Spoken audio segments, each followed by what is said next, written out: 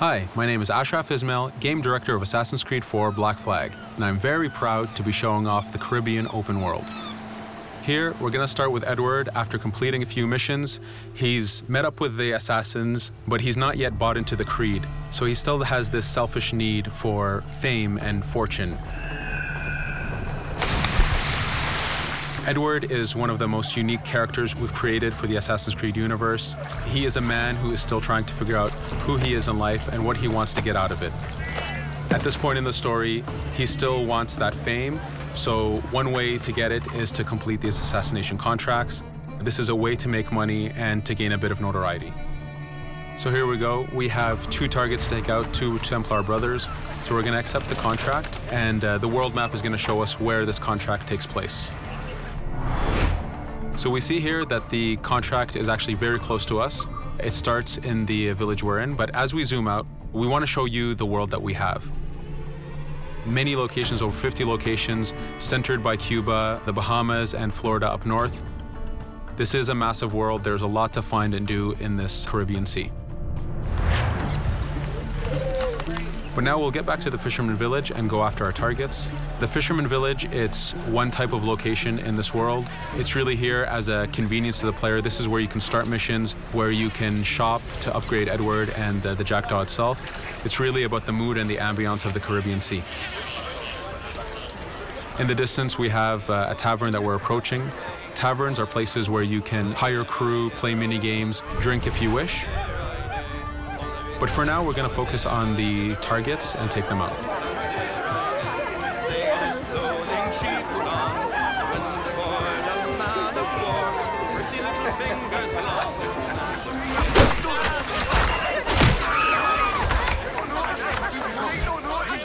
Now that we've taken out one brother, the other one's going to bolt.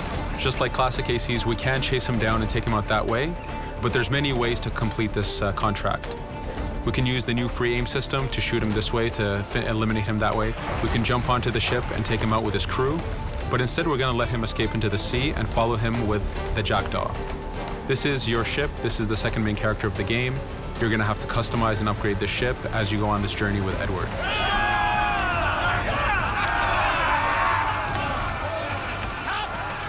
We've seamlessly gone from a ground chase right into a naval chase.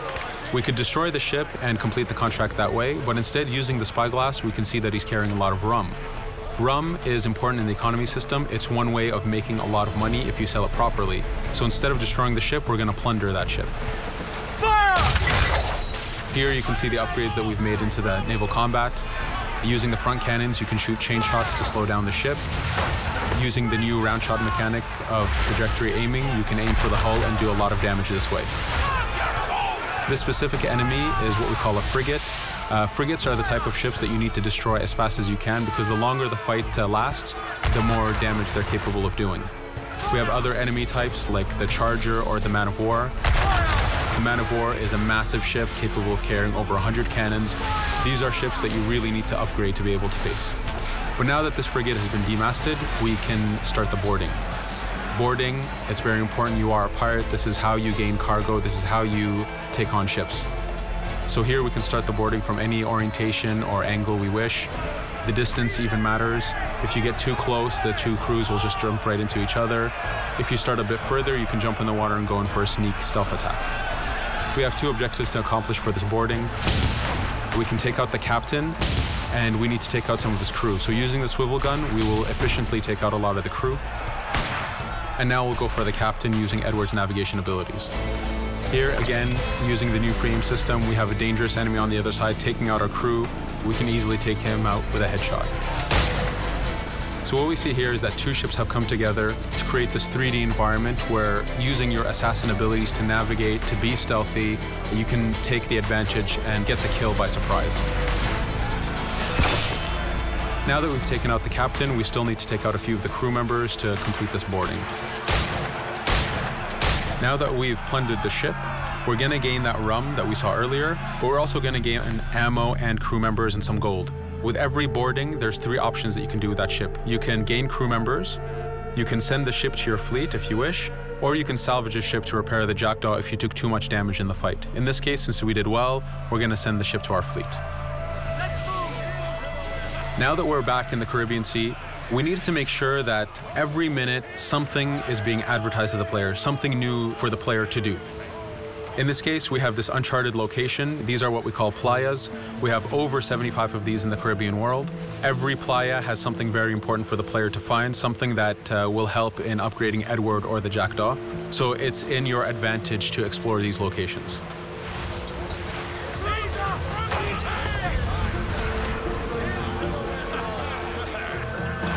Again, for us, seamlessness is very important. We needed to be able to explore this Caribbean world without having too much interruption in the action. So being able to just let go of the wheel anywhere we want, jump into the water, and swim over to that location. This is very important for the mood and the immersiveness of this Caribbean open world. Here, as we get on the playa, in the distance, we can see that there's a faction battle. But closer to us, we can see that there's this poor drunken sailor who's passed away. But being a pirate, of course, we're going to loot his body and see what he has for us.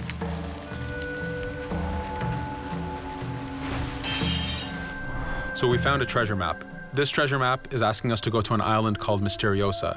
Every time you find one of these, you know that you're going to find a treasure that is linked to the progression of the Jackdaw or Edward, so they are very valuable. Here we're going to take a look at that faction battle. We have a British ship facing off against a Spanish ship. We could jump in and take advantage of this opportunity, allowing each ship to weaken the other and for us to plunder both. But now we're going to make our way back to the Jackdaw. Again, this is the second main character of the game. There's a lot of customization and a lot of upgrading to do on the Jackdaw. You can upgrade all the weapons to fit the playstyle you wish. Now, as we get onto the Jackdaw, we can see that the crew is cheering for us. Edward has a really close relationship with his first mate, Adewale, standing right there, and with his crew. And this is something that you'll see later in the demo, that we can lose and gain crew members. Again, using the spyglass, we can really see the contents of a ship, but you can also assess the danger and threat level of these ships. But for now, we're going to continue to Misteriosa to find that treasure. Here we've crossed into a harpooning zone. The harpooning system is connected to the hunting system, which is used for upgrading Edward himself. So you can upgrade the number of weapons he carries, the ammo that you can carry, and even his health. But for now, we've moved past that zone and we've got into a storm. Storms are very dangerous. If you're not careful, if you don't know how to navigate a storm, you will take damage to your ship and you will lose crew members. In the distance, we can see a water spout. This is a tornado in the ocean. These are very dangerous. They can suck you in, and when they do, they tear the ship apart and take out your crew. Here we can see its effect on a ship. This poor ship got sucked in and got destroyed. Storms are very dangerous, but we wanted the player to take advantage of this. When you've mastered a storm, when you know how these systems work, you can pull enemies into a storm and let the storm do damage for you. So there is a strategic element to using a storm in the world.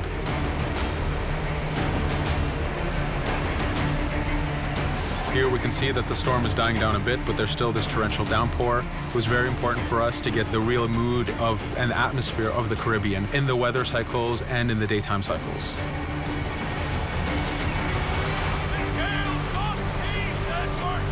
But here, since we've survived the storm, did pretty well, let's order our crew to sing. Sea shanties are a part of this game. It's a collectible that you can find in the world. So the more you find, the bigger playlist you have for your crew. But for now, we've made it to Misteriosa. So again, we're going to seamlessly get off our ship and explore this location. Misteriosa is a Mayan ruin. Mayan ruins are heavy with stealth and navigation capacities. There's a lot of treasures and hidden discoveries to be found in these locations.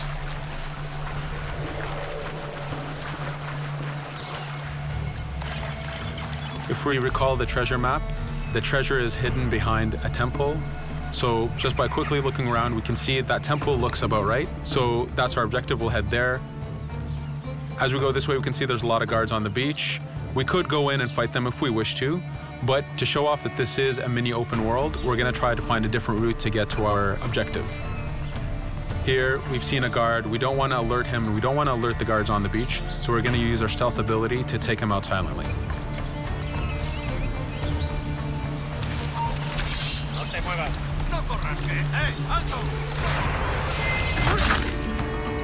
With AC3, we were able to push the navigation in the frontier. which means using natural environments like trees and rocks and so on. Mayan ruins are the perfect place where we mix man-made structures and these natural environments. So you really get to feel how far the navigation abilities of the assassin have come since the original game.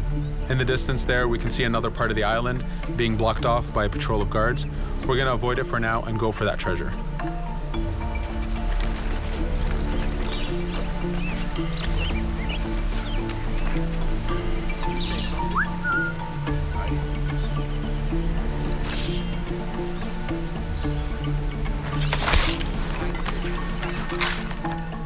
It's important for us to be able to give the players new tools, specifically for stealth. In this case, we have the blowpipe. Using the berserk darts, you make your enemies go crazy. Effectively, this means that they'll attack anything and everything in sight, including their own friends, animals, or Edward if he was in the way. So you do have to be careful with how you use it. But now that we've caused a distraction, if we happen to fall down there, at least there's already a bit of damage done for us. But using our navigation skills, we're able to get past that area without any trouble. There in the distance, you can see the jackdaw placed exactly where you left it when you got onto this location. It's really important for us to show the beauty of this Caribbean world. The Caribbean has some amazing vistas, and we pushed ourselves to replicate this in the game.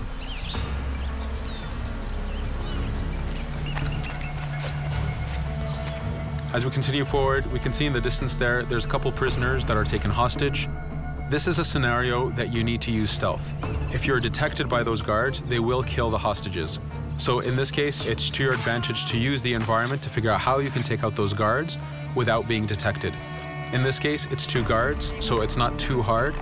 There are other scenarios where you have more guards and you have to figure out how you can take all of them out at the same time. Now that we've freed these prisoners, they are more than happy to join our crew.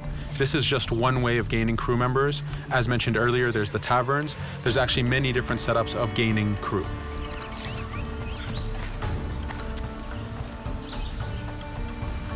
Here, we're going to go back to the treasure map.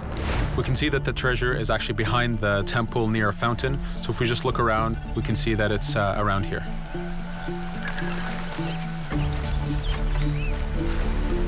Now that we've found the treasure, what we've actually found is a blueprint. Blueprints are incredibly valuable for the upgrading of the jackdaw. This is how you can upgrade the biggest and most devastating upgrades of the ship. So here we're approaching a reach high point. Just like classic ACs, synchronizing with a reach high point reveals the contents of a location and the map itself. But as an added feature, because this game world is so huge, there are many different locations, this also becomes a fast travel point. So now you can, by synchronizing, now you can come back here anytime you wish to collect those treasures that we passed up a bit earlier. Here we've reached the end of the demo. This was a tease of the open world that we have. We're very excited to be able to show off this game and to let you play it very soon. Thank you for joining us.